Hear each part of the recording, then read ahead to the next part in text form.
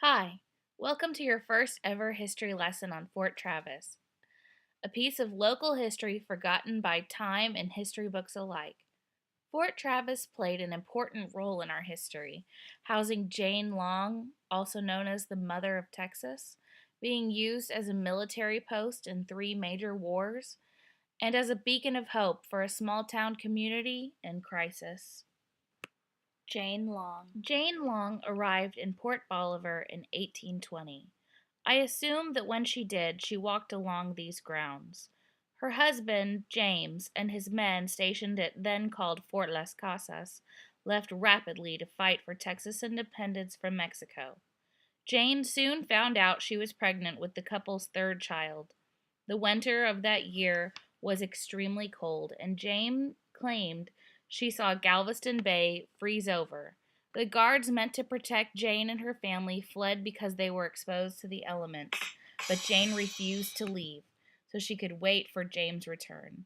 That December, only Jane, her daughter Anne, and her slave Kian remained, and both were very ill when Jane successfully delivered her own child, Mary James Long, the first Anglo baby born in Texas, therefore earning the moniker Mother of Texas.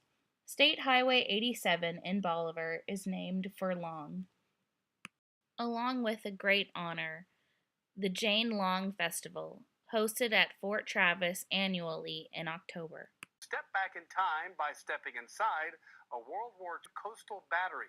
Tours at Fort Travis Seashore Park on the Bolivar Peninsula are part of the Jane Long Festival this Saturday. Wartime.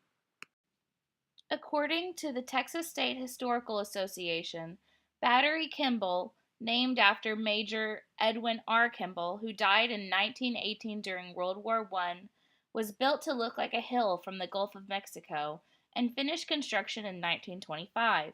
It sported 12-inch guns that could be elevated to gain a range of 17 miles to keep invaders out of Galveston Bay.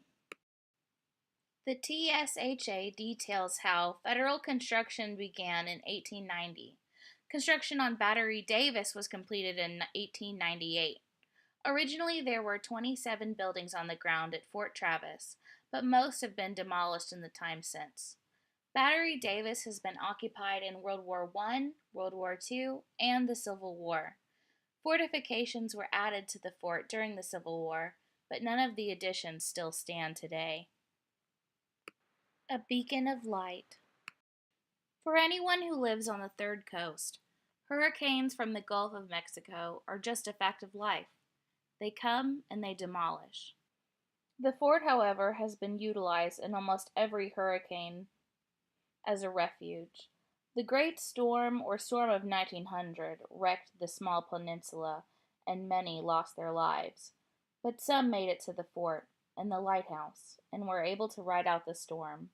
Similar things have happened in the storm of 1915, Hurricane Carla, and in 2008 when Ike turned the peninsula into a war zone.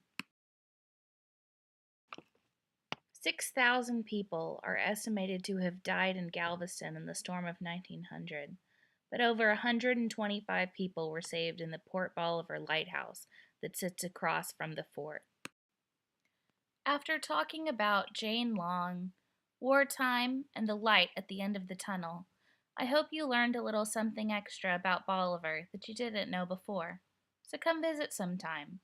The fort is 1 mile from the ferry, and it's worth the visit, and you can never beat a free ride across Bolivar roads, especially around sunset. It's absolutely breathtaking. Alright, thank you so much for watching this video, and see you later.